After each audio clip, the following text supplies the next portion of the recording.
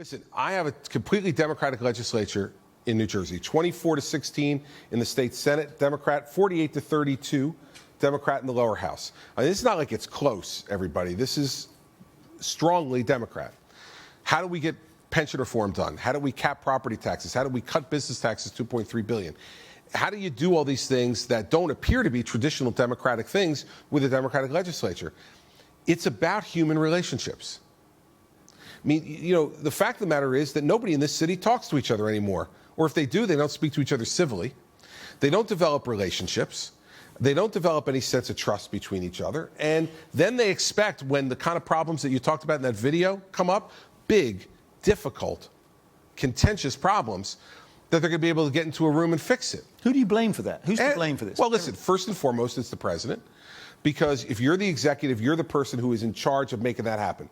If I wait for the leaders of the state legislature to come to me and build consensus, I'm going to be waiting forever. They're legislators. They're elected not to lead. That's it. You know, members of Congress, members of a state legislature, they don't have a responsibility to lead, and they always have an excuse if you let them. The executive is the person that's held responsible. And so, first and foremost, the president has not, and this is no newsflash to anybody here, he has not developed the relationships that have been necessary on a personal level with both sides of the aisle, to be able to bring people into the White House and be a consensus builder to drive force. I was watching one of these numerous specials that have been on the last week or so on the assassination of President Kennedy, and there was one particular piece on the Warren Commission.